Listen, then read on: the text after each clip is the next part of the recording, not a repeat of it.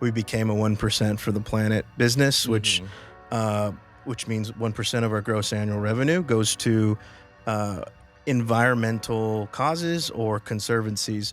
We focus on national parks and national forests. So less on maybe the politics of the green movement, and more on like, we have a beautiful backyard. We need to make sure we keep them beautiful. We need to make sure we raise awareness for these things that we take for granted. And also in the spirit of trying to get the community to experience it more and know that it's there, the ones that haven't been.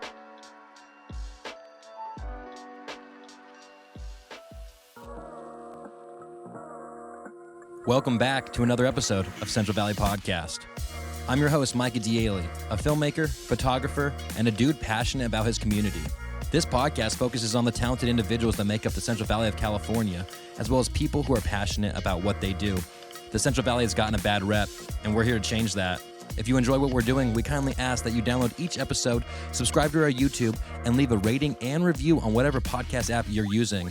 And once again, thanks for tuning into another episode of Central Valley Podcast.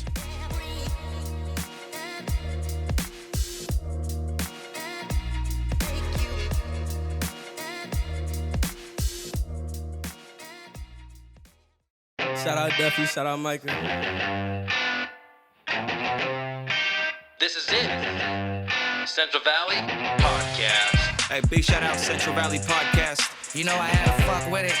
Hey, shout out Central Valley Podcast. We're back and with new chairs. Mike, thank you for coming on. I appreciate it. Good to be here. Yes, and why don't you introduce Batch one of the new chairs. Yes, exactly. Yeah. We needed you to come test this out. Exactly. Still getting comfy. Yeah, exactly. So you're here from Tioga Sequoia. Why don't you introduce yourself?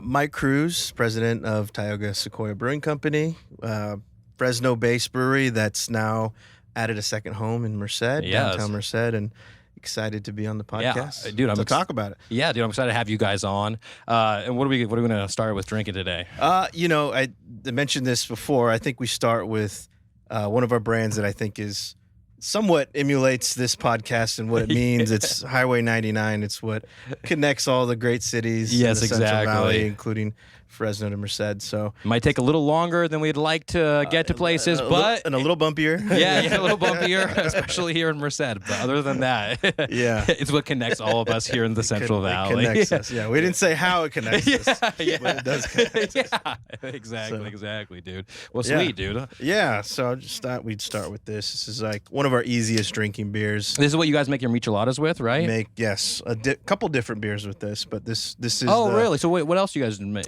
So our Murrieta, our Murrieta chili beer is made with this as the base. Oh, really? We add. I don't think I've had that. I haven't had that one. It's on and off in Merced because gotcha. we run out really quick. But it's on right now. So if you guys want to. Oh, okay, sweet, awesome, dude. Try it. Yes, it's just our easy drinking golden ale. It's been around since 2012. You can have the can or you want to pour it in? Oh, here, however you want to do it. Here, I'm going to go like this, and I'll just give this a Duffy, and then I'll drink the rest of it. I probably won't drink all of this if we're going to have a couple. Yeah, so you can pour back into these ones. Yeah. You can see the glass. Thank you. And then when did your journey with Tioga Sequoia start? Like, how did you get connected? Man, so I mean, I've been around since the beginning. I think a lot of people just...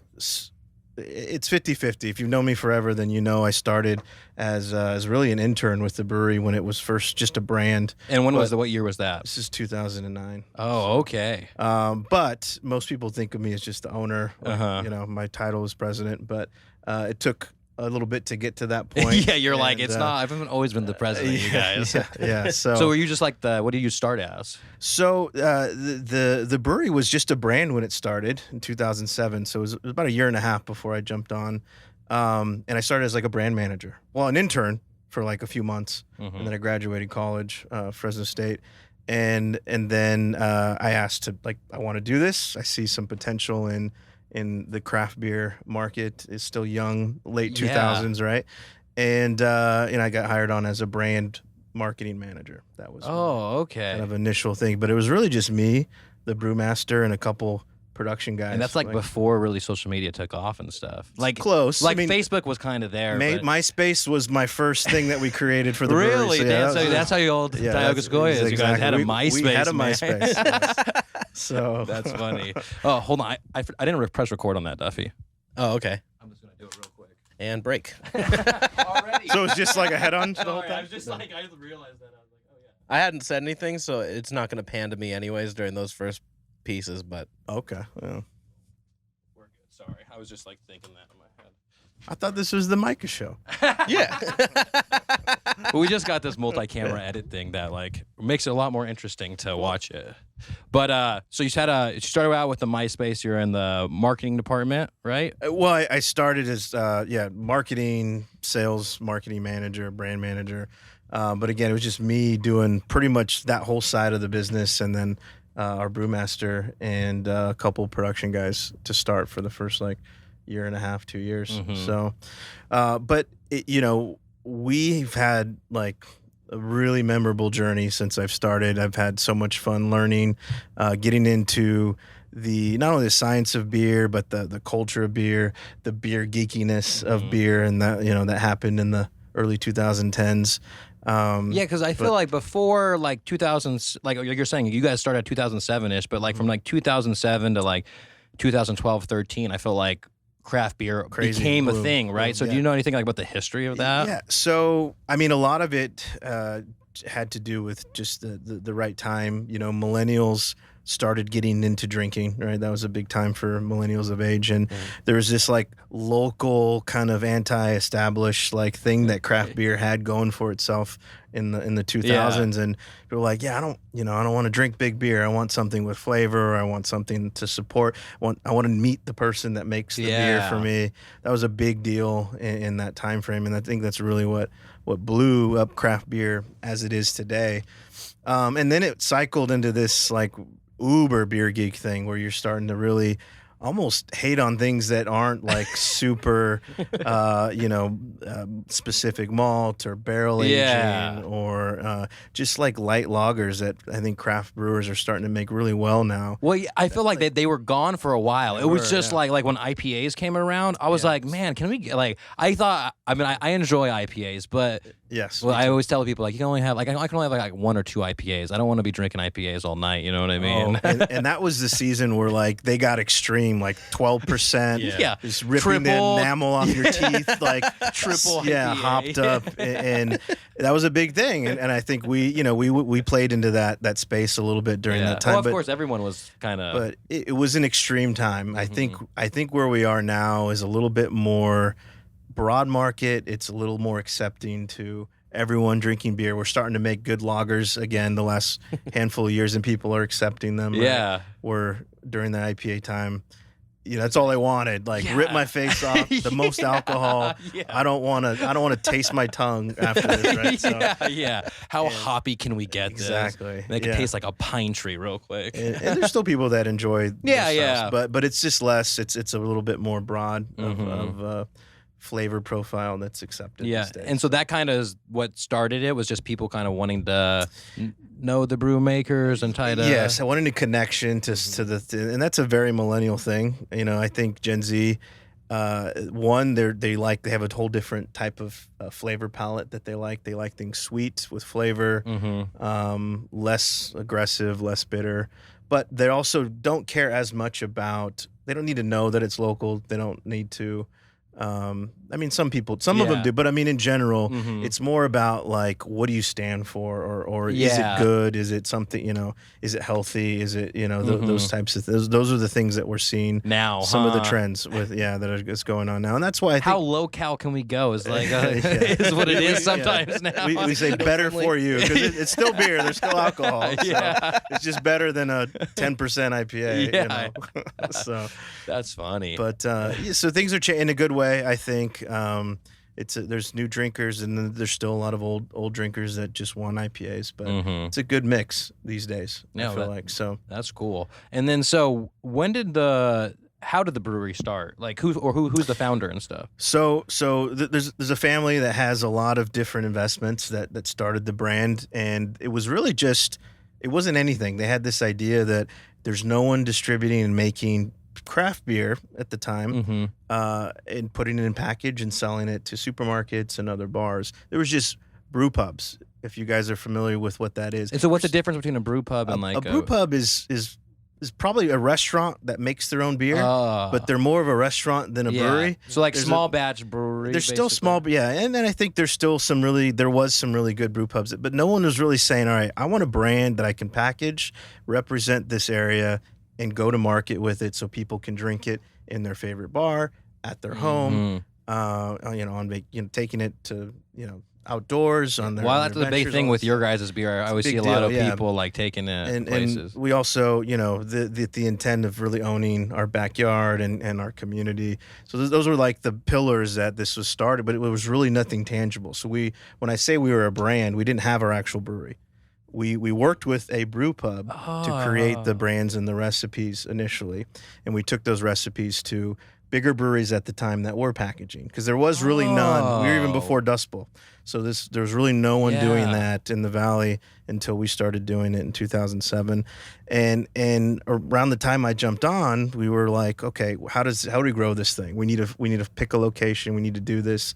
We need to own it. And that's where we landed in downtown Fresno. Tail end of 2009, 2010, we built out the brewery and started producing beer.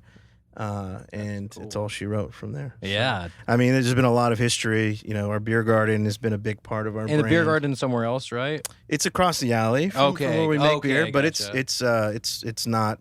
They are somewhat separate from our production brewery in downtown. Yeah, and you guys seem very so. Whose idea was it? The whole Yosemite type of.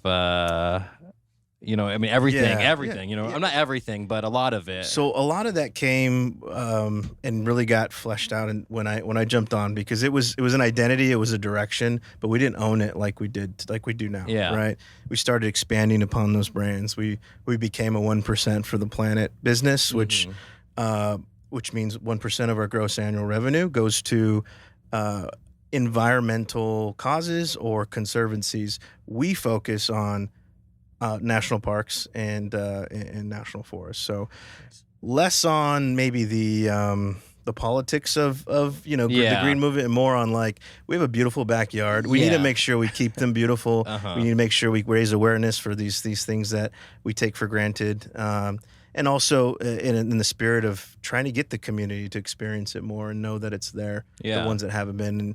And that's a whole nother talking point of. Probably half the people I meet that live here, never been to Yosemite or Sequoia. Dude, isn't that blow your mind? Every time I'm like, how? But and I think I went. I do the only thing I went a couple times when I was a kid, but like when I turned 18, I just remember I was going to Yosemite all the time, and that's where I think I probably found your guys' beer for the very first time, was like in Yosemite, Half Dome. I didn't even think, like, for some reason I was like, this must just be Yosemite's beer, like at the time. You know what I mean? That's what we are now. So I'm not gonna lie, that's our number one. That's our number one like location where we sell beer.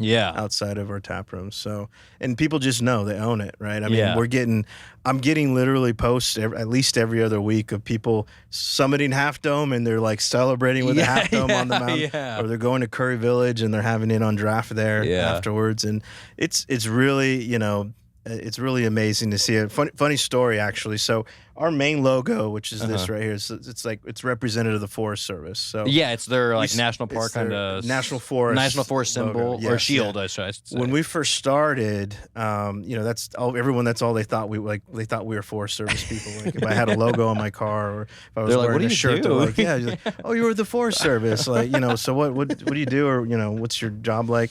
Like, no, we're just a brewery that loves the outdoors, and we're we have this logo that emulates them. Probably, I'd say up to 5 years ago, I started getting Forest Service people coming to me and saying, people are coming to us thinking we work for the brewery. So and a full circle. Full circle. And that's where that was one of the times I knew. I was like, all right. That's how you know you made it, right? Our brand has gotten somewhere. People think that the forest people work for the brewery. Exactly. Are you guys up here capturing hops, or what are you doing up here? Exactly. That's really funny. surveying, getting wild yeast or something. And so with like the naming of the beer, like Half Dome and Firefall and stuff, is there anything like legal about that? Out of curiosity? A lot of these things, especially the landmarks that we have our brands tied to, they can't be trademarked. They can be trademarked for a certain product, but no one can just own like Facebook. Like it can't be owned because it's a national name. It's like a thing. So we could own the trademark for the style of the category, right? So someone else can have a Yosemite deli or a Half Dome deli. Or we can't trademark that. Yeah, you can't. Unless we used it and we had a deli and then we could trademark. Yeah. So you can technically like you have a beer named Half Dome, but if it comes to Half Dome, nobody else could name something in its likeness or with at least with our logo and then using that name as a beer. Gotcha. We can trademark it as a beer. As a beer, yeah, not specifically. the name itself. Yeah, and that's what I was wondering because I was like, I mean, Half Dome's a mountain, but like you wouldn't think that'd be like, you can't have that name. It's already a mountain, man. Okay. I mean, it's the same with the Forest Service logo too. I mean, because yours is just it's like one of those things. I mean, I don't know if it is, but with like if you take a logo or take something, if you change it X amount, it's an imitation. Yeah, exactly. For it's sure. like inspired by. Exactly. It's like a movie inspired by true events. It's like, okay, what does that mean, man? Is it real or not? Yeah. No, that's cool. Or how much of it was yeah, I know, exactly. That's cool. And then you guys seem very like community driven. And so that probably obviously started on a smaller scale in Fresno. And now it's like you guys are having like big events everywhere. Or at least in Merced and Fresno. Yeah, we definitely we try and do as much as we can and own the communities that we're in, but it started in Fresno. Our biggest event we do is called Frez Yes Fest. And this Yes Fest? Yes, it's in downtown. It's now 3 blocks worth of downtown Fresno. We had over 20,000 people show up last year. It's crazy. Last March, not last year, last March. So dang. Yep.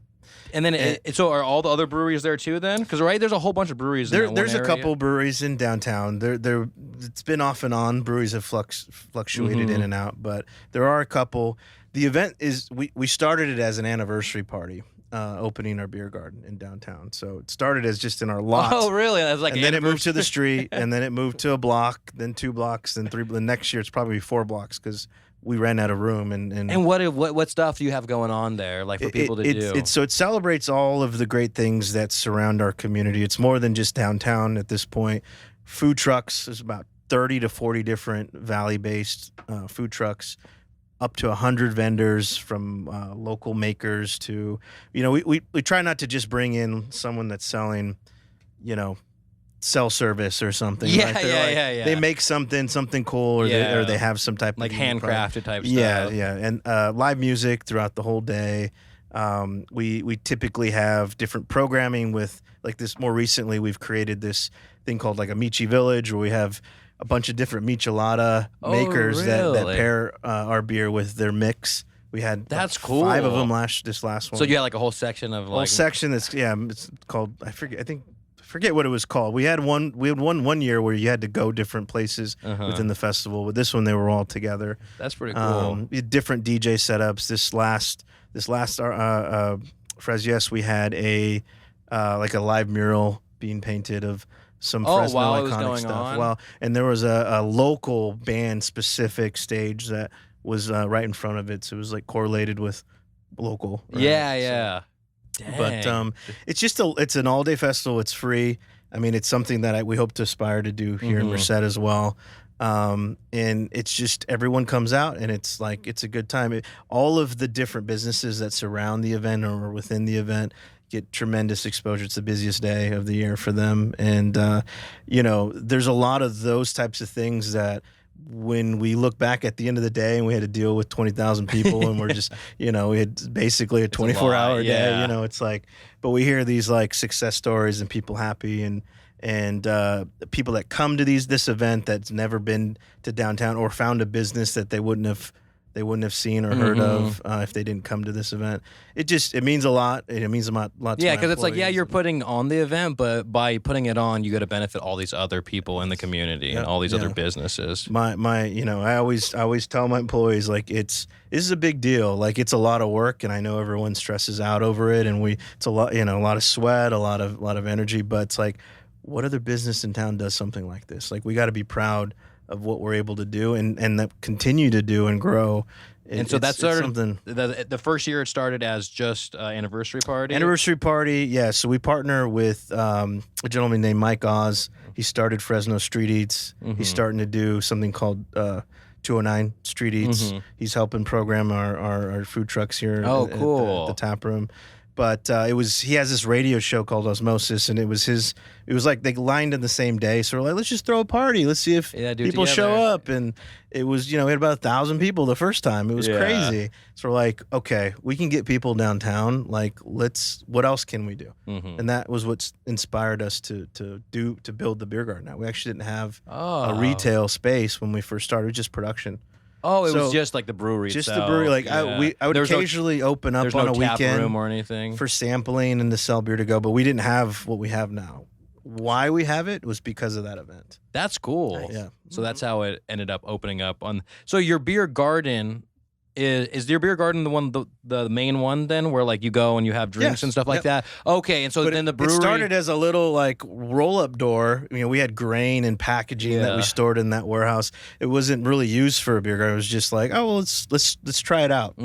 Since this event works so well, and 2 or 3 years later, we took over the whole space and we're doing these events all the time. And that must be crazy looking back since you've been with it so long that like each year you're like adding little things. And now here we are like literally now almost we're adding cities. Almost 20 years later, like almost, you know what I mean? That like you're like, oh dang, it's like you're saying like 1 block to 2 blocks to 3 blocks. Like that's cool that you've got to seen it grow. And so what's something that like looking back and watching it grow that you're like, I mean, you guys all seem very community driven, but like when did like you guys started putting on for like the Valley with like 99. Is this somewhat new? The 99? 2012. 2012. It was right around when 805 hit.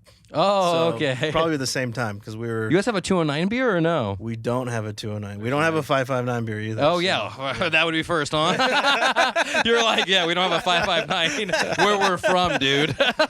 Priorities, Mike. Yeah. yeah. But we are creating a Merced type beer, though. That's something, or I guess we've created it by now. Yeah. Yes. It's out. It's out now, yes. Do you want to show it? I'll show it.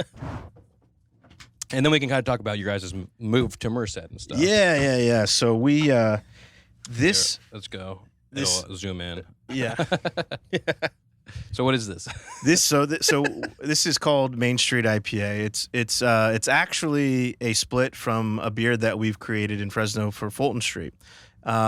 We just wanted to brand it and give it an identity that made sense for Merced. We do it once or twice a year, depending on what's going on. We decided to release it this year, or this month in Merced. And so but it's meant to celebrate Main Street. It's meant to celebrate our move to Merced and all the great things that we hope to aspire to. It looks pretty light for an IPA, honestly. It is light. So what I would say is this is just a demo. Demo? Okay, gotcha. No worries. So I don't know if you can cut this out. But, no, you're good. This one, so we're actually packaging it next week. Oh, okay, gotcha. Reality. So taste it, but I don't know what it is. So it might just be. It might be. Oh, I see what you're saying. Yeah. I think this is like it tastes like a cider or something. Maybe. You want to taste it? It doesn't matter. I'll tell you. I love this new IPA. No, that's cool. Sorry. And so how did you guys kind of, like, what was the jump to moving to Merced? You know what I mean? Like, how did that come to be? So right before the pandemic, we were looking for a second home. We were doing really well with the beer garden, and like we really want to spread our brand. We've been going deep. We want to start to spread throughout the valley and really make a bigger name for ourselves. And so I was looking for different cities, and just Merced at the beginning wasn't on my radar. I was they had the building named the Tioga, or what? I just completely overlooked it. I think I didn't know it was being renovated at the time too, but. So inevitably I got reached out by someone that was trying to rent the space at the bottom, and they were looking for a different brewery and were looking for us, and I was like, We're not them, but I'm definitely interested, knowing that the building's called the Tioga. Yeah, right? I mean, it's like seems like it's worth exploring and seeing, what this thing's about. So seems like it's you're your looking guys' for a brewery, hotel. and we're called Tioga Sequoia. Might be interested. So, so I set up a meeting. This is the tail end of 2019. Fell in love with the building.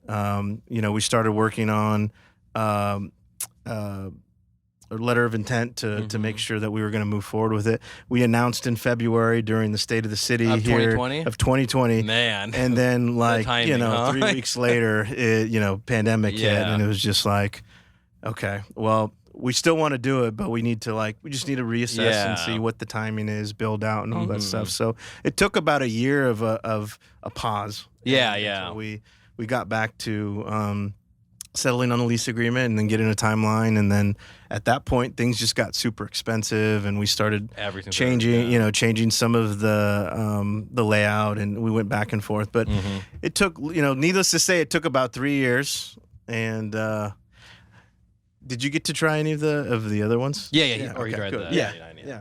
So, needless to say, it took about 3 years, and because you opened up in what, March of this year? March of this year. Because I went there for you guys' soft opening. It was my 30th birthday. I was like, St. perfect. Patrick's Day, huh? Yeah, no, it was like the second weekend of the soft opening. Okay. So it was the 25th of March, though. Yeah. Got it. But yeah. No, I love the whole little environment you guys have there. I will say I was so confused with the bathroom when I first went in. I was like, what? Yeah.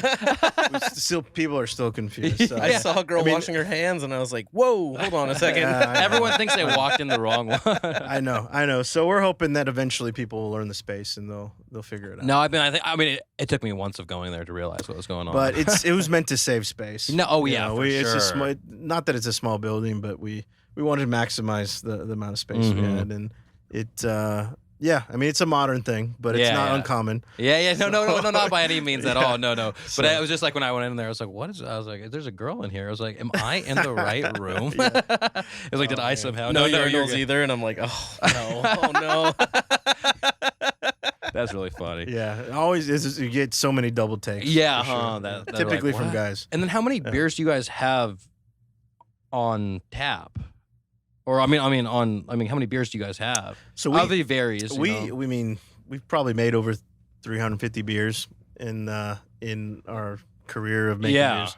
But typically we'll have about 16 to 20 on tap at all times at the tap room. Mm-hmm. And then are you guys like in cans and stuff like that? Is it more or? So are you talking about like in general over our production? Oh yeah, like your normal, like let's say like month to month, what you guys are like producing now, is it more?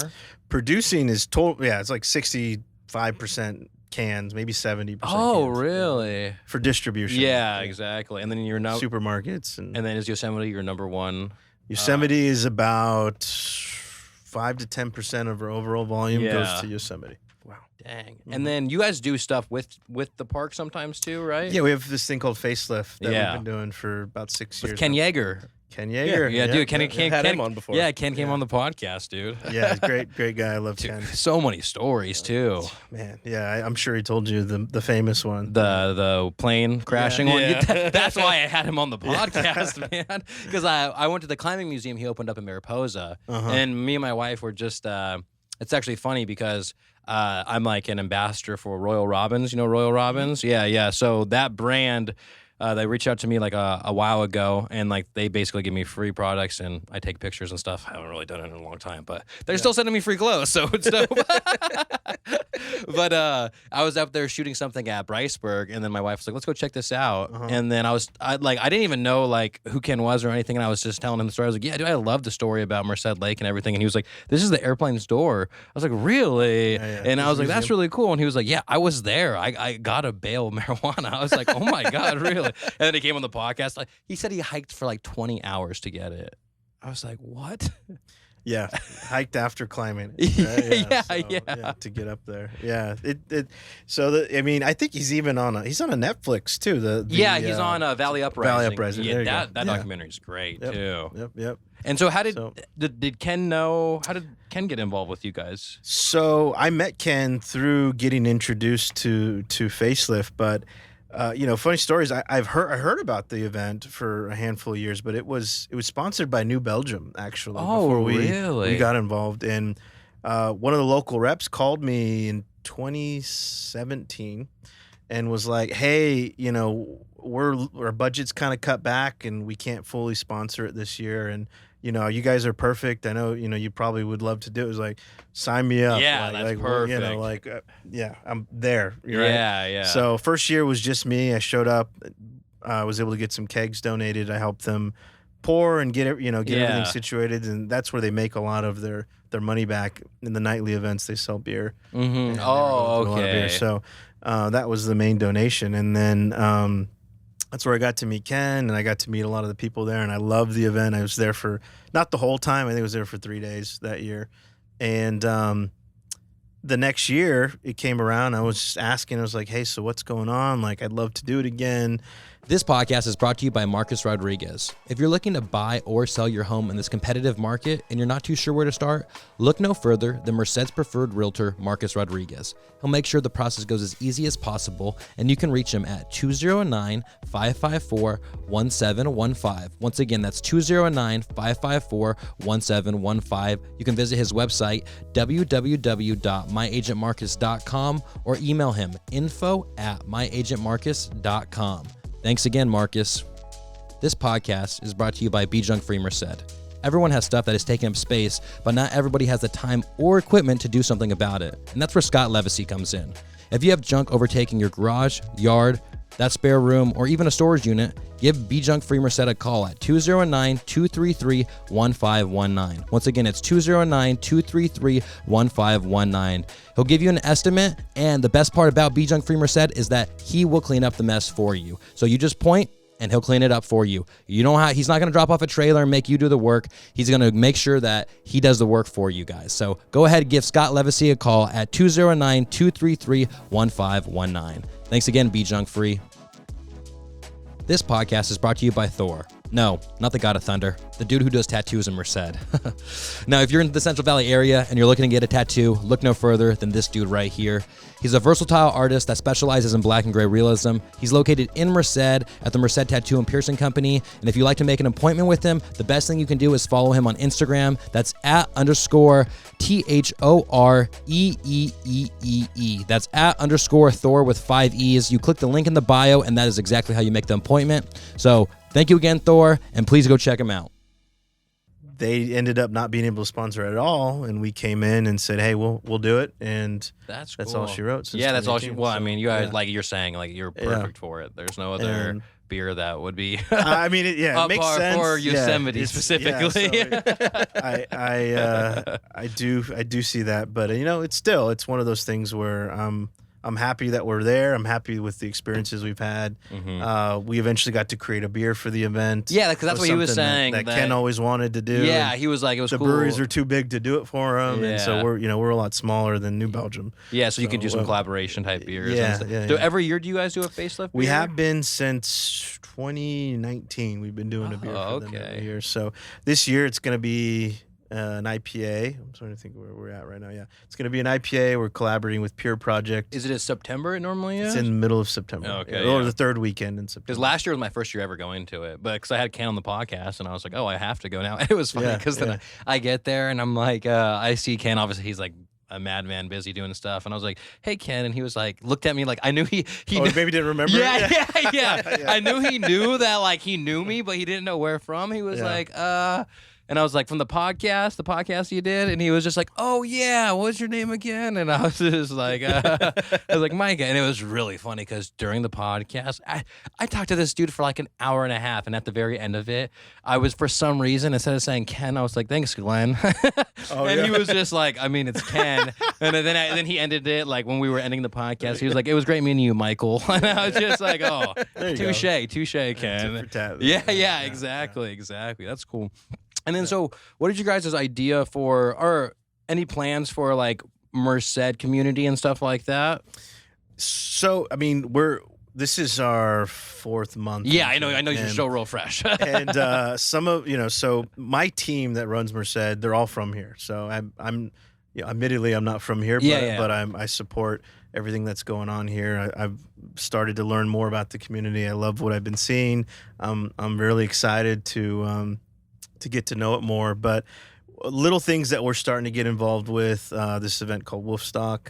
Oh, yeah. October. I filmed for them last year. Yeah, so we're trying to put on more block parties that involve the community, other food purveyors and vendors. Mm-hmm. We're partnered with the night market, the supermarket. Oh, yeah. I guys. was just messaging him today about we're definitely gonna do a podcast over there. Yeah. So we'll talk again, Mike. I'm sure we will. Like back to back.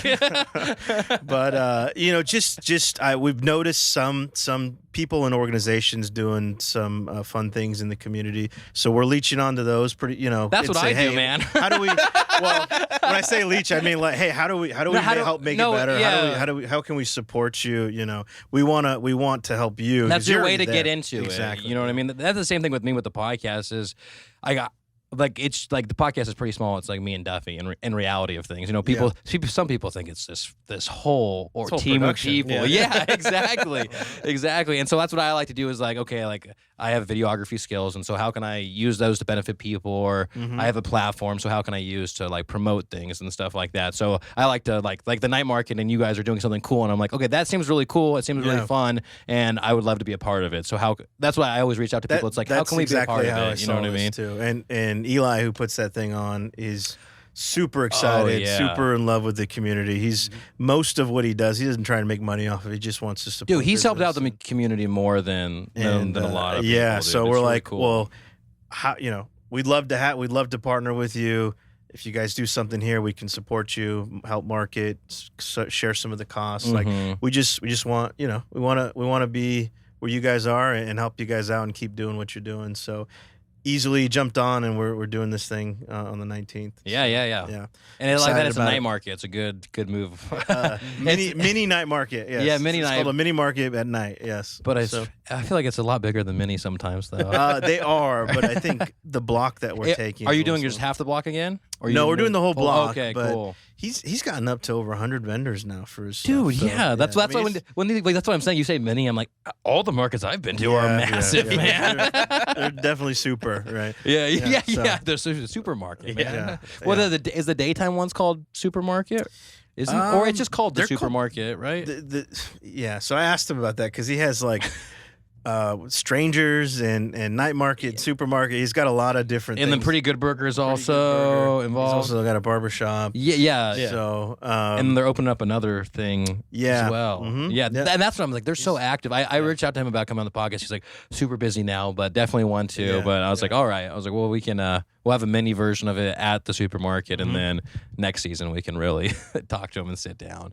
That's cool. And then I had a question. Is your brewmaster like the same person the whole time, or how does that? Yeah, so our original brewmaster had early retirement a couple years ago, just shortly after. Because I watched a video not too long. Kevin? Yeah, exactly. Yeah. And he had been doing it from like the 70s or something. He's been doing it since Butterfields. If you guys are familiar with Butterfields, look it up, Duffy. Is one of the original breweries in the valley that packaged beer. So they were one of the, or if they not the main original in like the late 90s, early 2000s, and then.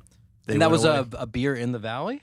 Yeah, they actually made the But it was like a bigger company?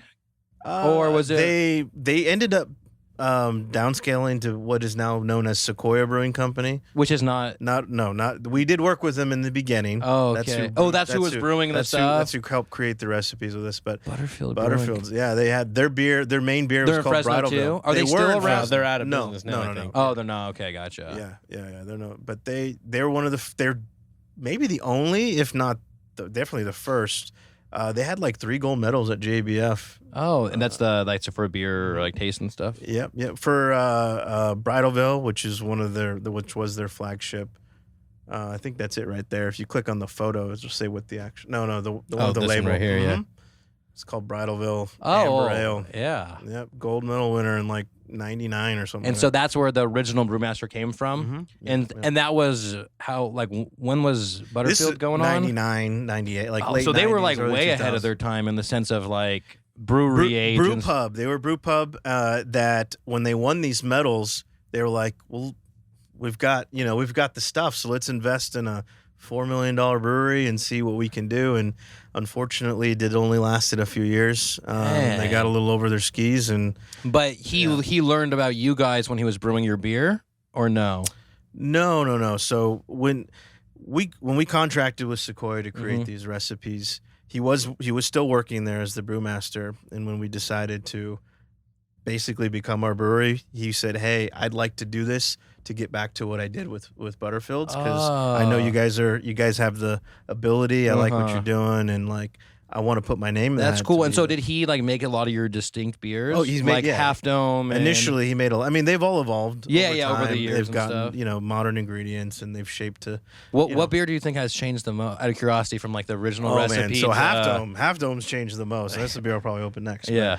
But, it started as a half Weizen, like a Hefeweizen, half pale ale. Oh, really? Yeah, that was the original Half a Weizen. Yeah, exactly. Half Weizen. Because a Half Dome is that kind of the idea there? Half Dome, half Weizen. Yeah. But in its like 10 years, basically, well, maybe I guess 8 or 9 is when we ended on what it is now.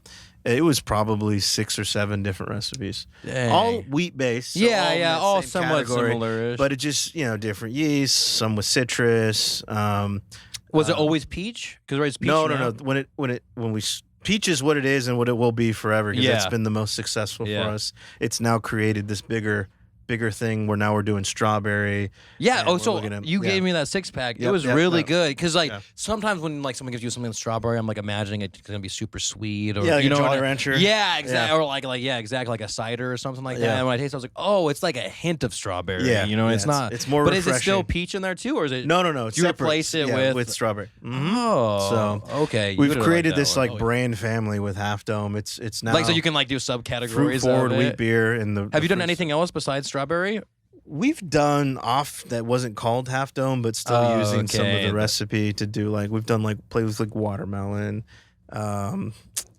cucumber sometimes, just different kiwi. The only watermelon beer that I've ever liked is the 21st Amendment. The Hell or High Water. Yeah, exactly. Because it's like a Coors Light with a hint of watermelon. Yeah, it's not. Yeah, and I think for this beer, like that, even the peach in the regular Half Dome, it's not. It's subtle. It's not like No, it is super subtle. But I love Hefeweizen's like my go-to. Like I enjoy Hefeweizen's a lot. So that's why I was like, when I was trying you guys I think I've always had Hefen. Like I was saying, when I was like 18, I started having it. And I was like, oh man, this is really good.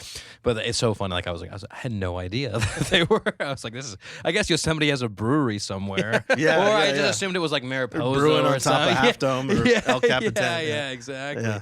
So have you guys ever done like anything with any of the climbers? I know obviously Ken, but I was just because there's so many climbers in Yosemite. You mean like the I mean like Alex Honnold or something. Yeah, no. You're like, you mean the fucking most famous climber in the world, dude? No, I don't think he even drinks beer. So that's true. But, no. I mean, most of or at least even my climbing like affiliations and experience has been through Facelift is really a climbing community. Like that's how it started. That's its history. So every year. That's those are the people that are doing the seminars and giving all like the experiences on climbing XYZ thing, and they used to do like they debuted a free solo at one of the facelifts. Oh, West Coast really? premiere of free solo when it was like I guess 2019. Yeah. So like that was like the thing for climbers. It still is, but the pandemic shaking a lot of stuff up, exactly. So. Yeah, because when I was at a facelift last year, Conrad was there. You know who Conrad is? Conrad, Conrad's really cool. Me and my wife, like, it's funny. It's like I would never go climbing, but I truly enjoy watching like that culture and people climb. But I just don't have it in me to. I don't trust myself enough to do that. It's a lot. I'm like, I don't know about that. Especially the free solo people. Dude, it's different. I just watch it and I sweat, and I'm like, if I can't even watch somebody else do it, how can I imagine myself doing it? But that's, I mean, and it's cool because, and then what? So, how many beers do you have that are named after Yosemite? Like the Firefall. We have about 8. What is it? Firefall, Half Dome, you have El Cap? Bridalville, Valley Haze. Sorry, putting you on the spot. No. Facelift's one of them. 2 Half Domes. Low Dome, which is another version of Half Dome, but low calorie. Okay, Blood Orange. Where are we at? Sorry. So that three was half 7. That domes, was 7. 3 half domes, facelift, firefall, bridal veil, L cap.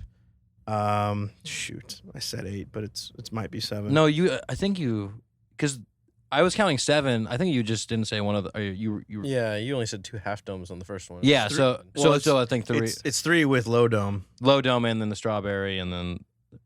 Oh, we're all. Why don't you just pull up their? Yeah. their Yeah, there you go. We have 7 year-round beers that we make for for Yosemite type based stuff. Mm-hmm. And then a lot of the other ones are valley based, huh? Valley based. We have some in Sequoia, like General Sherman's, our actual flagship beer. It's based out of Sequoia. Is that like what is a flagship beer? What does that mean? It's one of the originals. It's one of the originals. It's one of the ones that typically you see everywhere. It's our main beer that we make.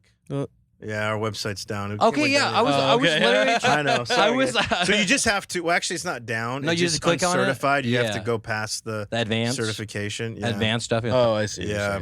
And then There's like this certificate from GoDaddy that we had to like send in and. oh Yeah, yeah, because yeah. I was like trying to like read your guys' backstory, and I was just like, I know. I was like, man, It's been this way for like 5 days, and oh, no worries at all. It's okay. We won't show that part.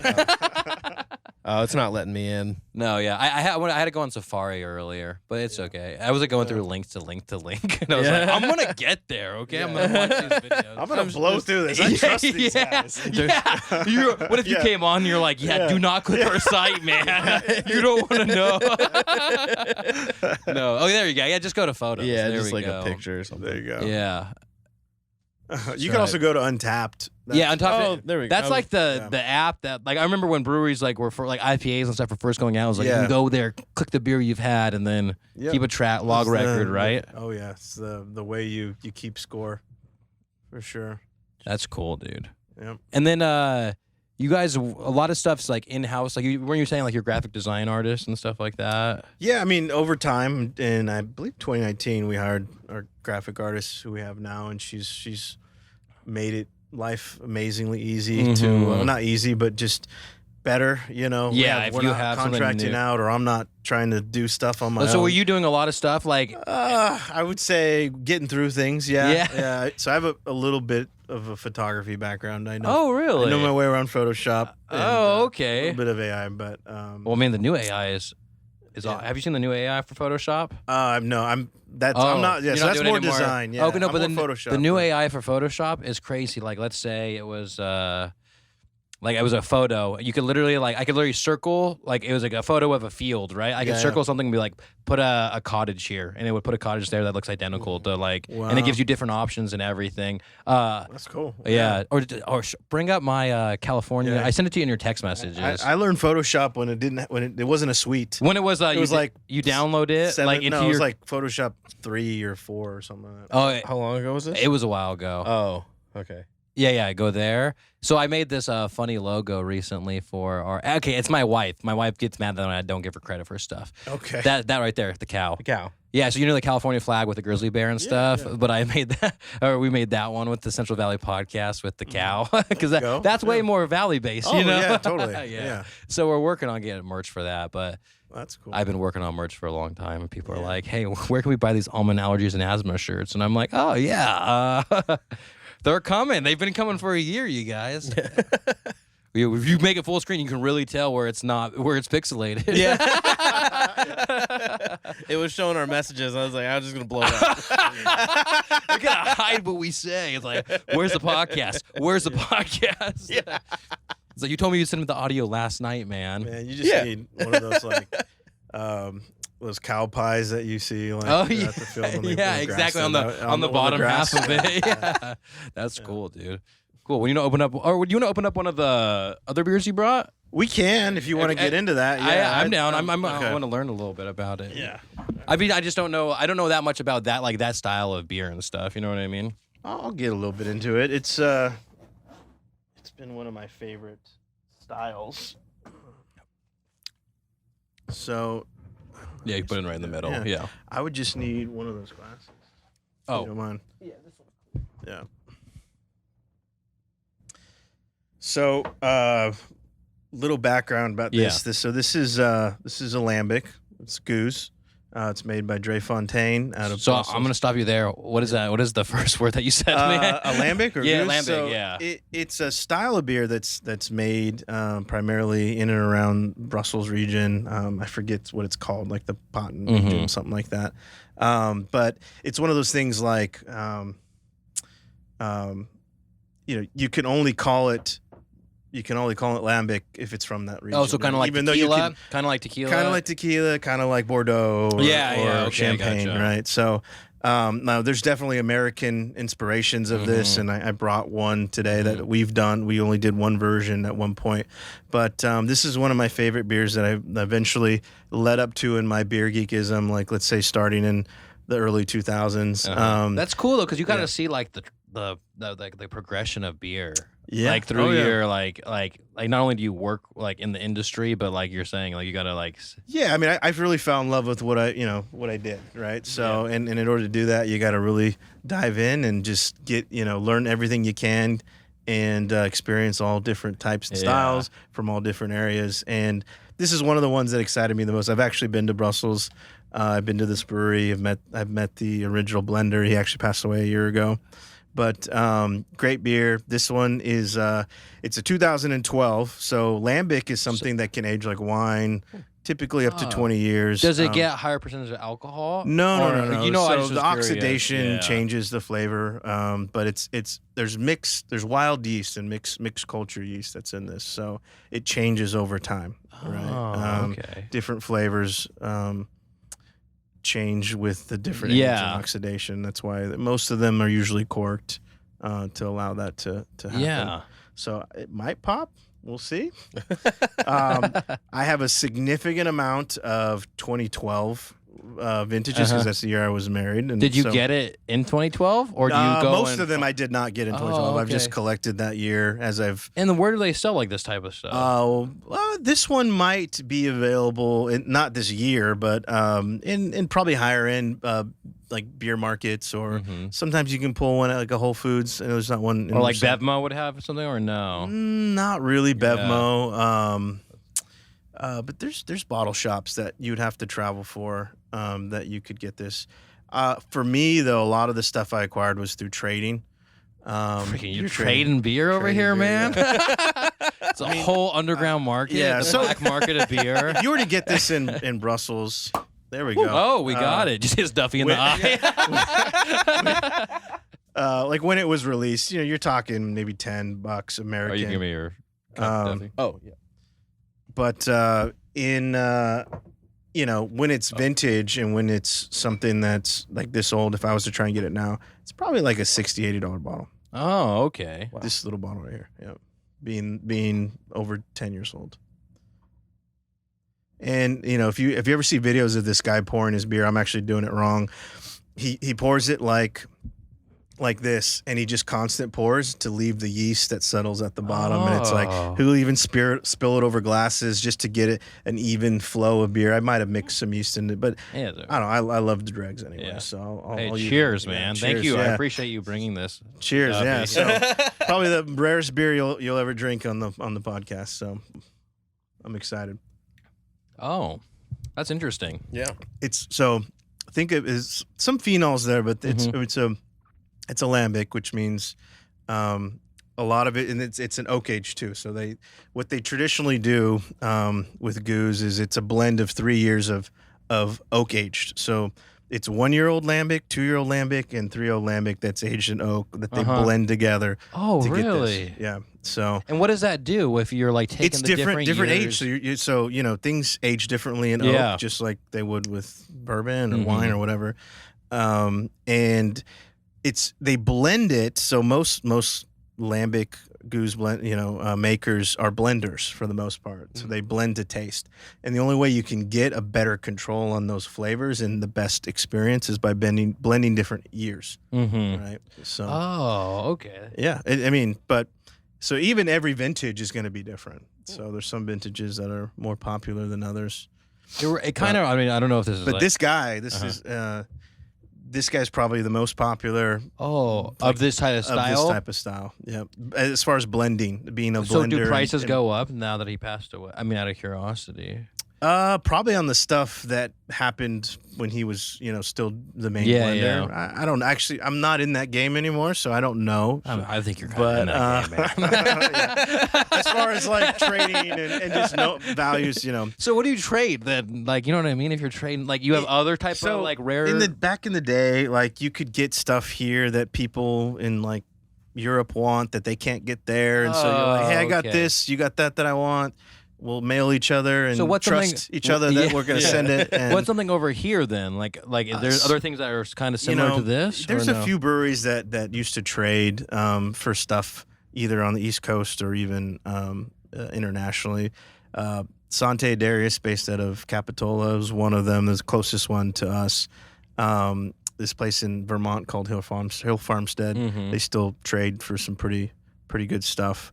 Those are similar breweries that did mixed fermentation beers that could trade for other stuff like this. And so this is 11. What people that had lambic in Europe really liked was barrel aged stouts, though. That was a big. Oh, thing. Really? Barrel aged stouts. So high gravity, like 16-17%, heavily adjunct with vanilla, marshmallows, chocolate, whatever, coffee, that type of stuff. So again, I'm not really in the game anymore. I haven't been for like before pandemic. Let's say is when I really slow down, dropped off. Yeah. But I You're still enjoy back, it. man. I still enjoy it. Yeah, so. You didn't lose the knowledge of it. Yeah. It tastes really good though. No, and I still appreciate it. Yeah. It's just I'm not actively Like searching and spending looking for money. it. Yeah. It's like hobbies. It's like for me, like camera stuff was a hobby in the beginning, and then it became my career. So kind of similar to you. You know what I mean? Now it's a write-off. Yeah. Exactly. Exactly. Yeah. It works, but then it's like, I'm like deep in like, well, camera stuff. It's always like, man, I want a new lens. I want this. I want that. But it's always like, there's always something you could want. Oh, and totally. It kind of reminds me of, and I don't know if this is bad in the beer culture, but it kind of reminds me of like a kombucha-ish. You know what I mean? A little bit. The tartness. The or tartness, sourness. yeah. Yeah. So you like this one I can taste is it's got, they have these weird terms for taste and when it comes to lambic or this style of beer. Horse blanket is one of them. You wouldn't think that's like Is that desirable. supposed to be like horseradish? No, or what is that supposed to be? Like, I'm trying to figure out what flavor that is. It's got this like sharpness to it, right? That has on its finish, but a lot of that has to do with the type of yeast. Brett being one of the main types of yeast that makes this funky and has a little bit of that sharpness, and that is the yeast that really evolves over time when you age it too. So Brettanomyces is what it's short for, Brett. Okay, gotcha. It's not just a guy. I was kidding. Not a guy. No, Brett. Lactobacillus, Pedococcus. So there's different wild yeast strains or the strains that. And so do they go out in the wild and get them, or is it just like they grow their own wild No, yeast? so they when they're brewing in the beginning stages, they collect wild yeast from the atmosphere. Now, some breweries can inoculate wild yeast into the wort of the beer, but a lot of times they just open ferment for a handful of days to get all the stuff in the atmosphere, and then they move it. And they close it up. Yep. So, and that's part of what makes it.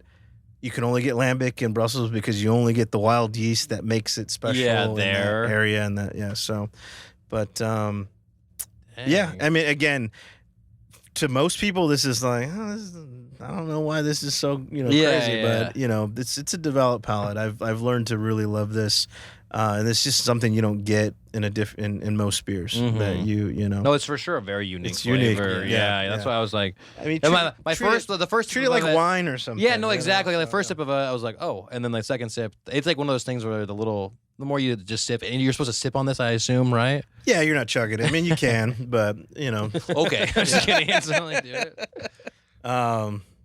That's cool. Have you ever tried to did you ever homebrew or anything? Never homebrewed. Really? I'm a pure just taster. Connoisseur. I mean, I've had a lot of beer, so I know how to talk about beer. I know how to describe it. I know, I know enough to be dangerous, but I'm not a brewer. I would never say I'm a brewer. But I appreciate beer. I've always appreciated beer. I don't think I can't remember other than, when I was younger, just tasting cans of my dad lived in Portland when I was a kid, so Busch is the beer up there. Right? Yeah. Bud Light maybe here, but that was Not when, anymore, but maybe not anymore. Coors but, Light now. or 99 now. Yeah, so, or 99 yeah, exactly. But I never really got into that beer. I started drinking like Newcastle when I was a little bit more mature, even maybe before I was of age. But Newcastle, Sierra Nevada was one of my first like real craft beers. Yeah, Like, Chico. what is going on with this? It was like bitter to me. It was bitter as all hell. But it was different than a Bud Light bitter or a Busch bitter. Yeah. So I've always been into it. In college, I got into it even more, and that's inevitably what led me to what I'm doing today. So yeah, that's cool. I've appreciated the ride. Do you know the like origin of beer? Like, you mean like who first made it? I mean not necessarily that, but like the culture, like of like, because you know what I mean of that, like I mean like yeah, why way they back call an when. IPA an IPA or what? I know, but more like I guess like back in the day, like let's say like 100 years ago, what was like beer like back then? Do you know anything about? You don't. I mean, I do know that the equipment was less sophisticated, so you're getting things that are unfiltered. They look, like some of the beers that are popular now that are the hazy, yes. but they weren't meant to be hazy. No. I mean the popular story with IPA, and I'm sure maybe you know that. I would think everyone has probably told this by a beer geek or a I don't know, before, man. I don't know if I do, but go ahead. the origination of the IPA had to last the long shipments from England to India, and they had to extra hop it because hop is a preservative, really? and that's where the style came from. And so how long have they been around for a while then? beer's been around for but like the hoppiness and stuff like yeah. So the quote IPA hops have always been one of the main ingredients in beer, but they're mainly as a preservative, not as a flavor ingredient. and that's why they were added was because beer could last longer. Mm-hmm. Okay, It's a preservative, yeah. So mainly used when you're basically in the boil, when you're making the first part of the beer, which is the wort. It's the sugar, the malted sugar water that you use to introduce yeast, and that ferments and creates the alcohol. Oh, yeah. I had no idea, honestly. Nice. Oh, really? Yeah. So, yeah. but hops are added during that boil stage, and it's not only. It's mainly used it, but now it's main flavor component in most. Yeah, right. And most, it's always like hops and stuff like that. The main ingredients, water is a big one. Yeast adds a lot of flavor even you don't think it does, because most people don't even know yeast goes into beer. The grain, the malts is obviously huge, and then the hops are a big part. Nowadays, though, there's adjuncts, and that started probably in the late 2000s, early 2000s. And what is adjuncts? Things that aren't traditionally beer ingredients, so that you're really not using to ferment with too. So vanilla, coffee, chocolate. Okay, yeah. Those types of things. You could even consider like corn and a few other types of things as adjuncts, but they don't add flavor. Does corn like kind of substitute, or is it like kind of like the wheat type deal? It kind of makes it a little more crisp and clean, because it's not a fermentable. Okay. At least I don't think it is. Don't quote me on that. Yeah, no worries. But the point is those adjuncts are meant for flavor. Oh, okay. Right. Gotcha. That's typically, it's not necessarily actual ingredients that need to make the beer. Yeah, gotcha. This podcast is brought to you by Blaker Brewing, the official beer of the podcast. Located in Atwater and Ceres, this brewery offers not only delicious tasting beer, but great events that bring the whole community together. And this month, on August 25th, that's a Friday night, make sure your calendars are free from 7 p.m. to 2 a.m. It's after work, you guys. Everyone can make it. This is a 21 and older event called Deja Brew. It's going to be located at the Tarmac, and it's basically their EDM festival. They got techno music, you guys. They got a whole bunch of DJs. They got performers including Spook, Berman Boys, Evoltant, and so much more. There's going to be food there. There's going to be drinks. There's going to be beer. There's going to be mixed drinks. It's just going to be a blast. I'll be there filming it. So make sure you guys are free on August 25th from 7 p.m. to 2 a.m. for their Deja Brew event. Thanks again, Blaker. This podcast is brought to you by Crybaby Wine. Proudly located in Fresno, Crybaby Wine offers you your favorite delicious tasting wines like Chardonnay, Cabernet, and everything in between. Not only do they have these great tasting wines, but they also have delicious de-alcoholized CBD wine. Infused with CBD and CBG, these wines help reduce anxiety and alleviate stress. You can find their products at crybabywine.com, and if you live in Fresno County, you'll receive free delivery. Once again, check them out at crybabywine.com and follow them on Instagram at crybabywinecalifornia. Use CVP, yes, that's right, use the code CVP to get a percentage off of your next order, you guys. Once again, use code CVP. Thanks again, Crybaby. And then what is like Tioga Sequoia's like core values? Like, you know what I mean? Like, what does it mean? No.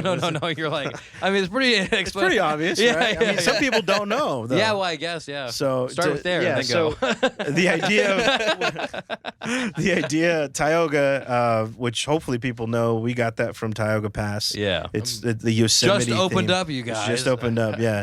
So there's that northern end of the Ceres and Yosemite, and then Sequoia being the predominant tree in Sequoia National Park, and being this big thing of like grandeur that we wanted to include into our name. So those two together kind of represent the region of our exactly. Our area You guys are pretty in. close to what is it? Is it Sequoia National Park, right?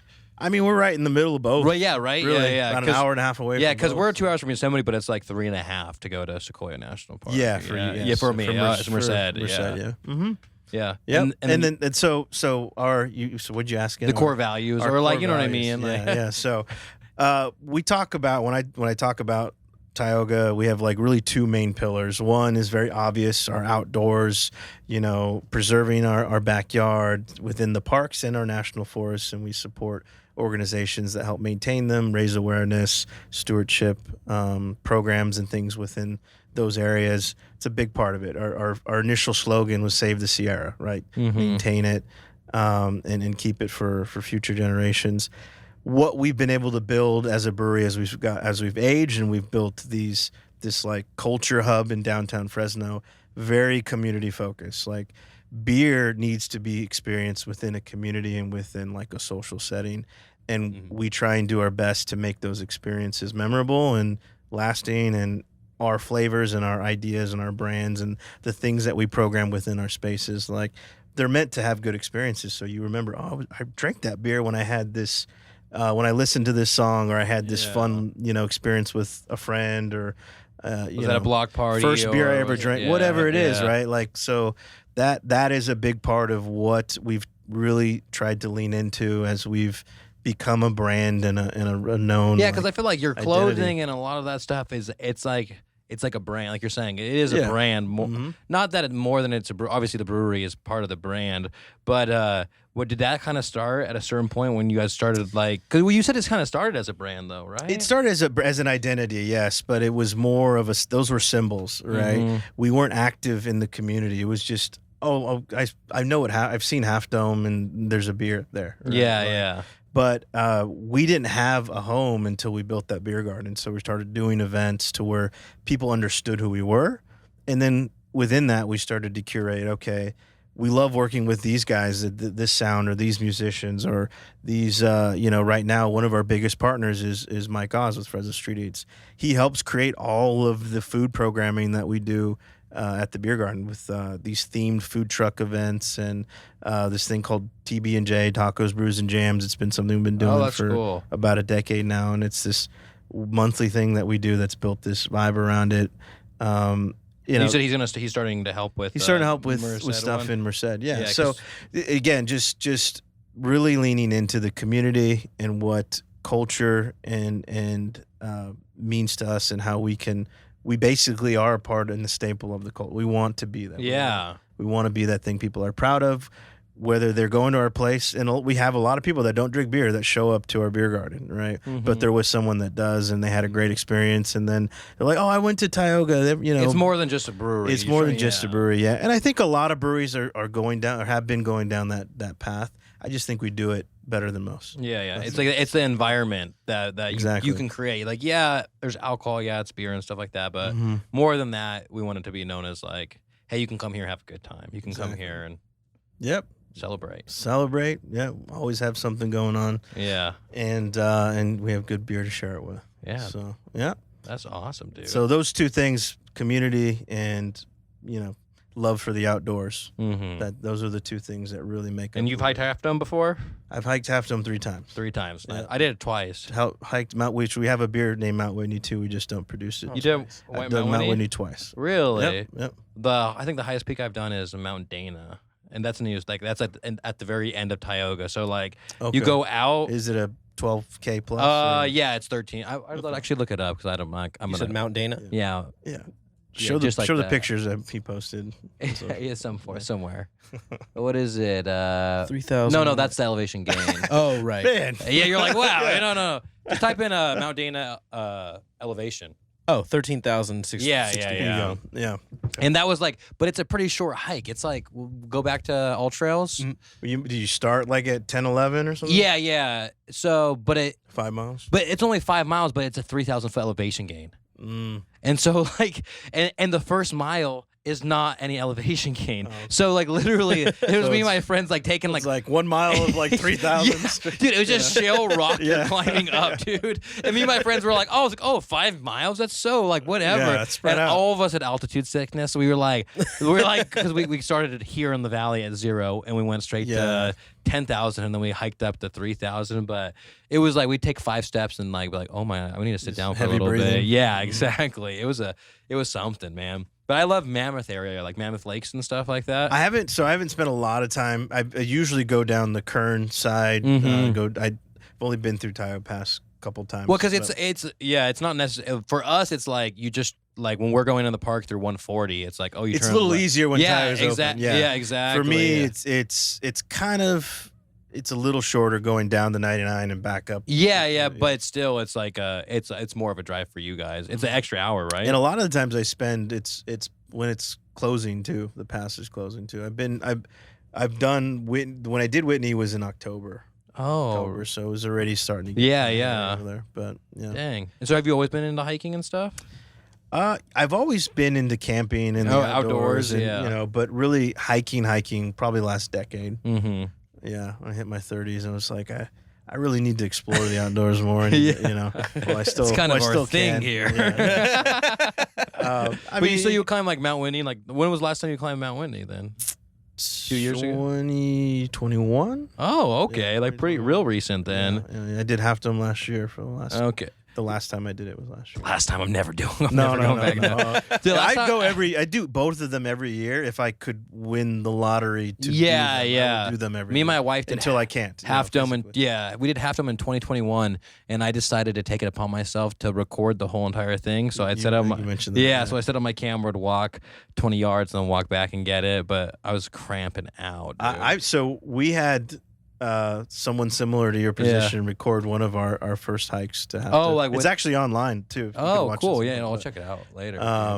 But it's so it's watching someone record and hike at the same time. This guy was like a beast. Like if I'm not sure how you handled the cables, but this guy literally we didn't ask him to do this. One of the camera people that went with us, he's like climbing backwards off the ropes, up recording us going up the cable. Yeah. I didn't care. Like this guy's like a ninja. I was like a solo man doing this, so I was like, you were selfing. I had a GoPro too. I think you said like you had to walk up, place it, and then like walk back. Yeah, exactly. Man, and then when we got to the cables, I did like a time lapse of people doing it. Yeah. But we got to the cables at like 7 a.m. because we camped at the backpackers camp. Okay. Which I wouldn't, because I wouldn't like if we were with the going back and forth. There's no way I could have done it in one day, honestly. You started at the valley floor. Yeah, we started at the valley floor. You got there the cables at 7? No, 7 a.m. because we camped. There's a backpackers camp on your way to Half Dome. You're talking about Little Yosemite. Little Yosemite Valley or whatever. Yeah. So we camped there, and then in the morning we woke up at like 5 a.m. and hiked. I haven't done that. I've only done it. From the it's honestly a lot easier. I know. That's when usually you split it up. It's like I was like, oh, okay, this is cool now. And I didn't have to. We were carrying backpacking stuff the whole time too, so it'd be different. And you heard about the guy the 93 that just did it a couple days ago? He's like 93 years old. Crazy. I don't know. Like, did he get pulled up the cables? No, well, I don't know how he made it up the cables, but in the news report they said that they basically they split it up into 3 days. So they hiked to where you camped, summited, then hiked back down to that spot, and then the next day they came down. So, Okay, that makes more sense. I was like, man, that guy. They weren't like there's making no it way seem like that he made it all the way down, and my knees are killing me. Like, then they helicopter evacuated him from the top. oh, man, or he just rappelled down. Yeah, So well, I've badass he seen was. people climb Half Dome when the cables aren't up, and that I've looks seen that. crazy. I mean, too. I've summited Half Dome where I've seen actual climbers come up over the face. Oh yeah, no, when I got up I'm there like, the last fuck, time, me and just my made wife this look like we like easy. we got up there, You and then know? all of a sudden we see somebody like climbing over the Yeah. top. I'm like, where did you come from? And they're like, we actually climbed it. Yeah. You guys hiked it, okay? Yeah. You had cables. Yeah, exactly, dude. Yeah. But I remember because the very first time I did, it must have been like 2012, 2013. But it was like, I feel like it was a lot different. Or like there was just piles of gloves and stuff like that for you to use and stuff. And like this last time was like a little more Cleaned up? Yeah, cleaned Yeah, up. You got to yeah. know what you're doing and stuff. Yeah, they're a little more. They've been strict recently. I mean, the whole reservation thing going away, and the most water Yosemite's seen in decades. So Dude. like, it's just nuts. It's nuts in Yeah. Yosemite the last. Well, few that's weeks, like, months. we had a podcast yesterday. We were talking about how much snow Mammoth got. What was it? 715 inches or like almost 60 feet. Yeah. Wow. Of snow. Yeah. And he was like, oh, my buddy just got finished snowboarding there last week. And like, you can still snowboard in July. That's freaking wild. It's nuts. Yeah, Nuts. dude. Yeah. I mean, they just opened Tioga Pass. They just opened a few other high elevation things. Like, it makes sense, but it's just ridiculous. Yeah, it's crazy because we compared it from last year's snowpack and rainfall to like this year's is like a 500-inch like increase, which is crazy. Yeah. But we need it. It's good. Yeah, we'll take it. Yeah, We'll Yeah, take yeah, it. Yeah. We're- Hopefully, we can keep it. Yeah, I think that's exactly. the valley's problem. We don't have the ability to store it. We don't have that type of infrastructure. Yeah, because the lakes have been full now for since the flooding and stuff was happening. Yeah, since like March, April. Yeah, So, yeah, dude. Yeah. Before the snow melts. Yeah. We already were full. Yeah. Yeah, it's like, Yeah. dang, dude. Yeah, yeah. And the rivers and everything are just like, because like you haven't even been able to go swim in any of the like you normally can go swim in Yeah, Bryceburg oh, and stuff like yeah, that, but and even in Yosemite. too. yeah. it's Well, already there's even like 3 people who passed away from Mm-hmm. going in the rivers and stuff. I'm like, I will never swim in Yosemite. I did Half Dome twice in September. Usually it's dry. Like the mist trail is no longer a mist trail. It's just a trail along a river, right? But the mist trail is like the downpour trail right now. Yeah. right? Yeah. Oh yeah. It's yeah. just like blowing water at you. Yeah, me and my wife we went halfway up the Mist Trail. That I told you not too long ago. I went to Yeah. Yosemite. Yeah, and we did half. Well, she's pregnant, so that's what we did half of it. I was like, hey, I'm not trying to. Yeah, I was like, we're trying to be okay here. But still, it was wild seeing that much mist and stuff. Because like I've been up when I'm like on a normal year where it feels like there's hella mist, but it's like on another level right now. Yeah, nuts. All the waterfalls are just roaring. So, Yeah, and then Bridalville's been closed for a little while. the look trap, but you can still see it. and you can still climb up on like a side view. Yeah. My parents were telling me. My parents went to Yosemite and there was like they like to go like instead of going up the Mist Trail to go like up John Muir. But like right now it was closed or whatever. There was a sign that said it was closed. My dad's like, "Oh, we'll be fine. It's okay. Like, it's whatever." And like it says like multiple times, like you'll be fine. Blah blah blah. Yeah. It's like Oh, we'll be fine. he my said mom, that. Yeah, my Okay. dad was like, "We'll be fine," and my mom's like a rule follower. Yeah, she was like, yeah, "We're well, gonna." my wife's too. Yeah. So she was like, "No." He's like, "It's okay." And so they're like almost to like where it like comes out and joins the Mist Trail. Yeah. And they run into like rangers walking back this way, and they're like, "Did you guys see the sign?" And they're like, "Oh yeah, we saw the sign." Yeah. And they're like, "Well, But we really we'll be all right. Yeah, we'll really appreciate it if you guys like followed it." Like, yeah, because they said it basically there were just like some like small streams and rivers that were like right up to the like wow, little yeah. bridges and stuff like that. But they didn't get fined, so I guess it's okay for them. That's funny. The Rangers are, if you're not blatantly doing crazy. Yeah, things, yeah, they're usually exactly. pretty cool. They're pretty cool. Yeah, my friend's gotten pulled over for speeding. Shout out to you, Errol. Always getting pulled over for speeding. Always. In the park. Yeah, it was like we were going up Tioga. Oh, okay. And then we pulled over, like to try to hide. He was like, the cop was like, "Hey, like I saw what you did, man." But he was cool. He was cool about it, yeah. even with trying to hide a little bit.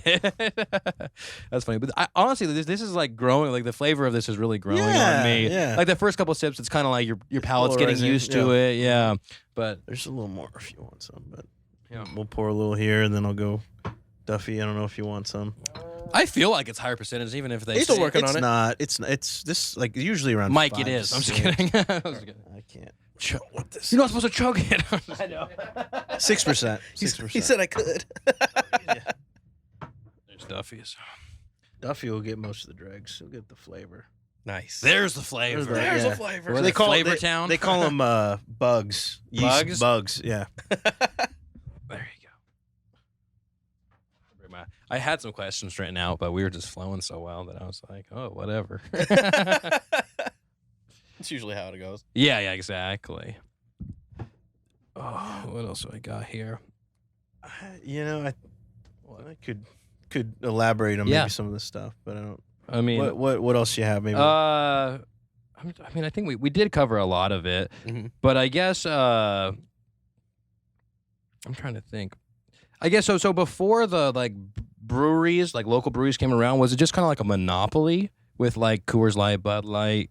You know what I mean? Like, you mean in the valley, or no, I just meant like in general, like because there was like. You're saying there was like the breweries that were, what are they called again? brew pubs? Brew pubs, yes. Yeah, You think yeah. I would learn by now. But so brew pubs, but other than that, other than the brew pubs, was it just kind of So, like I mean, I know generally some history, but you know, Prohibition like annihilated a lot of stuff, right? So coming back to after Prohibition, you know, I believe that there's like in the hundreds, if not, you know, multiple hundreds of breweries throughout the country. When Prohibition like ended, you know, there was less than 50. It was like it dramatically decreased. So building that beer kind of like regionally focused market, like it took a long time. It took, you know, 40 years, 50 years, something like that before it started actually getting some traction. But I wonder how many like breweries were there for like a long time, and then like because of Prohibition just stopped. a lot, as I'm saying. There was, I mean, don't quote me, but there's definitely hundreds that then went to like a handful to, you know, less than 50. So, yeah. Quote. So, so I just, you know, I think Prohibition, it did a lot to all alcohol, you know, the whole alcohol industry. And then is the family who founded Tioga still involved? Yeah, but so I'm now the managing partner. Yeah. I've kind of evolved that initial first, you know, handful of month intern to this brand marketing manager.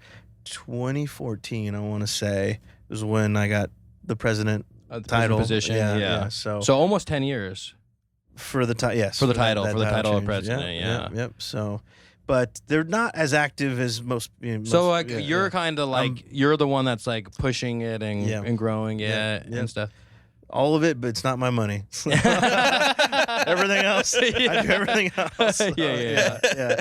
But I mean, it's fun. I mean, I've had super appreciative of all the things I've been able to do and all of the you know, leg room I've had to grow this thing. Yeah, it's cool and really shape it in the direction of really what I see, you know, is needed, and especially from like a marketing perspective. So do you go to school for marketing? That was business option and marketing. Okay. Did you go to Fresno State? Mm-hmm. And are you from? Are you born and raised in Fresno? Or I was born in Fresno. Was raised there till I was about 7, and then most of my family's from Selma, which is another small. Okay, right over there too, town. right? So went to high school there. That's where I graduated high school. So all valley then raised, Valley raised, and then when I graduated, I went to Fresno City. So went to community college for a couple of years, and then Fresno State, and got this gig when I graduated. And so crazy. I guess we could talk about like how do you think that valley? Because I mean you've grown up here, and so how do you think like the valley's like transformed a lot to me? You know what I mean? Even from like the last 10 years, it really has, in my personal opinion. But like, what is your kind of take on the valley and stuff like that? So I think when I was first getting, let's just say outside of college, right, there was a lot of like exodus from my generation of LA, San Francisco, wherever, right? Like anywhere that's not here is better than here, basically. Same thing with us, and like we graduated like high school like 2011-ish, you know what I mean? And same thing though. It's like I think a lot of like for a long time the culture was like we got to get out of here. and I think there's still some of that stigma too, but I feel like while there may be some opportunities, it's very specific to those communities and those areas where a part of what I've not only loved to see is people be successful and actually make some really cool changes and do some pretty cool things here. This podcast is brought to you by Conour Manufacturing Incorporated. They are a local family-owned and operated machine shop that services the Central Valley and beyond. They specialize in complex parts using the state-of-the-art manufacturing processes. Now, if you are interested in using their services, you can send all RFQs through their website at www.conourmfg.com. Once again, if you're interested in their services, please send all RFQs through their website at www.conourmfg.com. Also, make sure to follow them on Instagrams, Conour_MFG. Once again, that's at CONOUR_MFG. Thanks again, Sean. Farms Trucking. They have been serving the Central Valley region for over 50 years, specializing in ag transportation and hay sales. They understand the importance of reliable transportation services within the ag industry, along with the vital role that high-quality hay plays in livestock. With their expertise in both areas, they strive to provide comprehensive solutions that meet the needs of both ag and dairy farmers. Call Spencer Vieira today at Delta Farms Trucking at 209-761-1465. Once again, that's 209-761-1465. Thanks again, Spencer. There's a double reward for being successful, which we're also creating something of pride for the community, growing it so that other people can say, no, I don't need to leave. I can do that here and be successful and be proud of what I do because there's these examples here. Right? Yeah. So I really take a lot of pride in being one of those, or at least I think we're one of those. Yeah, definitely. And so that's a big part of what I think helps drive motivation to keep doing what we're doing, and really where I think's led the direction of how we've been successful. Mm-hmm. So yeah, I agree, and that's kind of like how the podcast started. Was just like people. Oh, like you always hear negative things about the Central Valley, like growing up, and it was just, and I always try to tell people it's like every place has bad areas, every place has good areas, every place has bad people, every place have good people, and like for so long it was like everyone was just giving it a bad rep without any type of.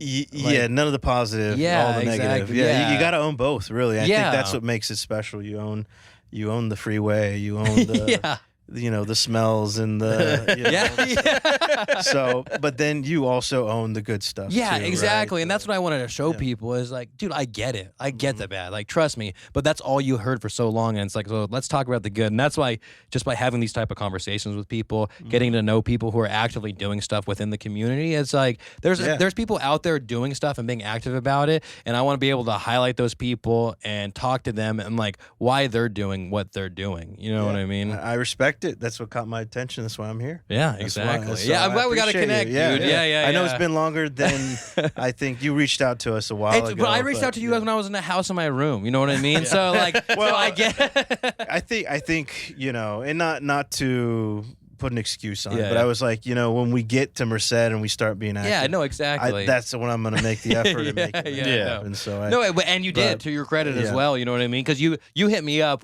with when I was like, because I hit people up and then I'm like, all right, well, like if they want to, they will. You know what I mean? And that's why like when you hit me up, I was like, oh, cool. Like you're like, and I liked it when you hit me up. You're like, honestly, just like how can we be involved? Like you weren't like, hey, like.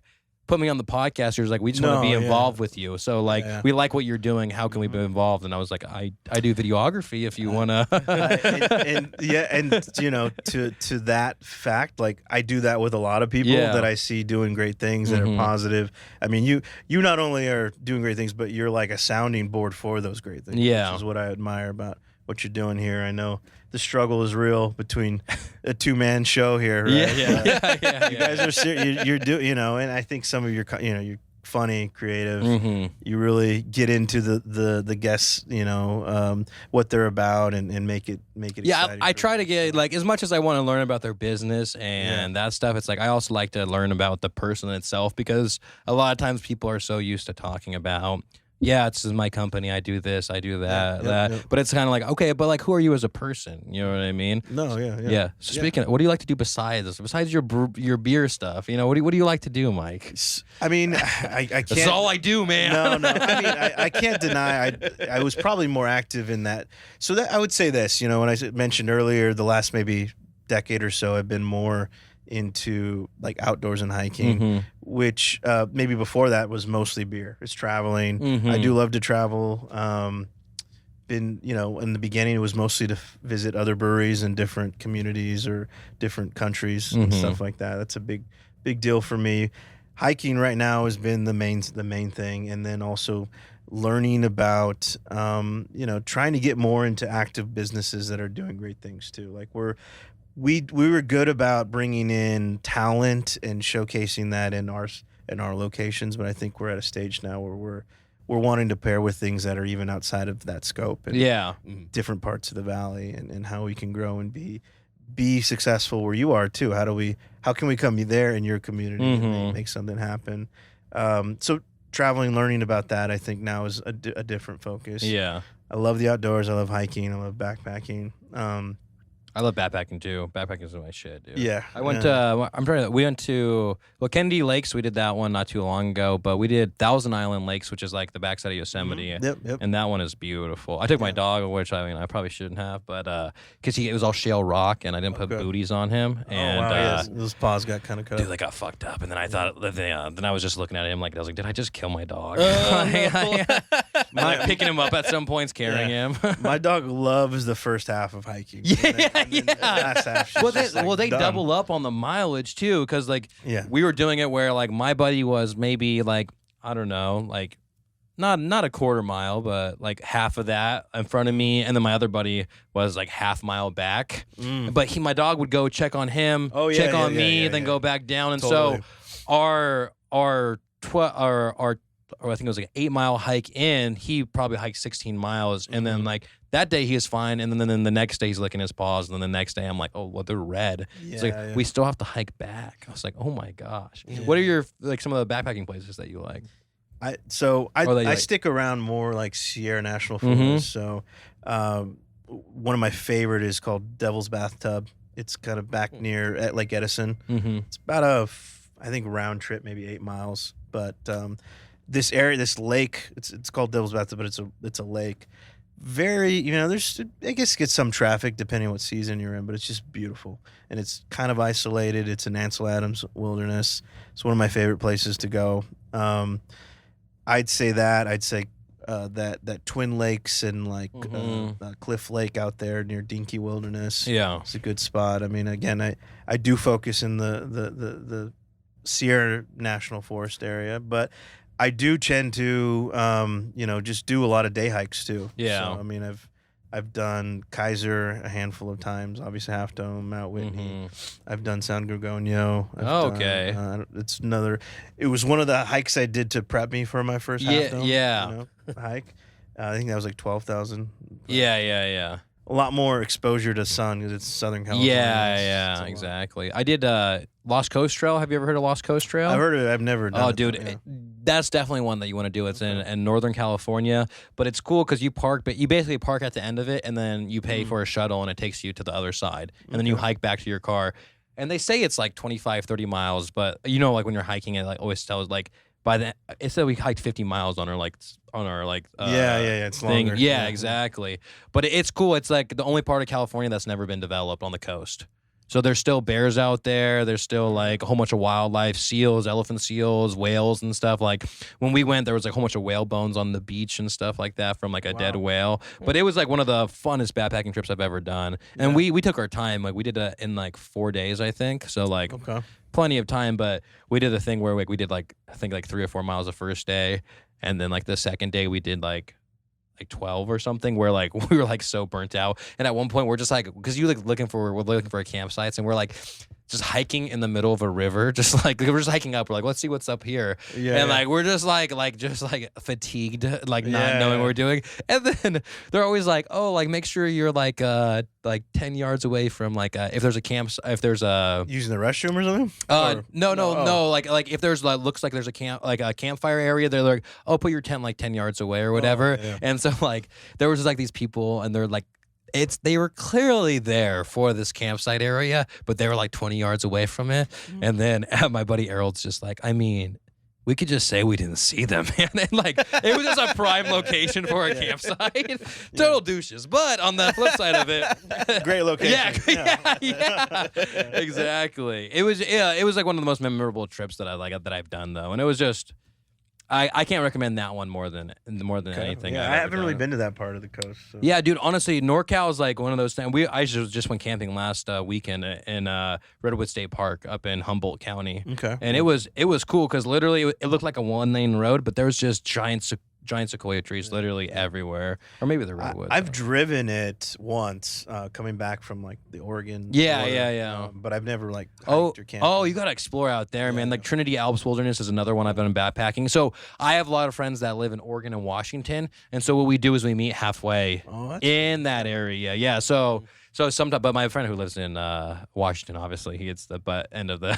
yeah. But last year, I think we drove like 8 hours, and then they drove like 7 or something. But this year he drove 10 hours, and we only had to do like 5.5, which I'm totally cool with. Yeah. You can do that in a day. Yeah, exactly. I'll be burnt out. Yeah. Well, Mike, how can people support Tioga Sequoia? How can they find you guys, like Instagram, stuff like that? Yeah, so we have all the socials, Instagram, and we even have LinkedIn, Twitter, Threads. The new one. Yeah, Facebook. Website when it's working.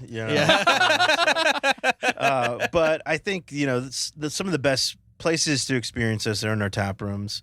They have, same message, but they do have a different vibe. We got one that's more of a tap room, one that's more a event venue. It's mostly outdoors. Great team there that can show you around if you've never had any of our beer. We always have something going on.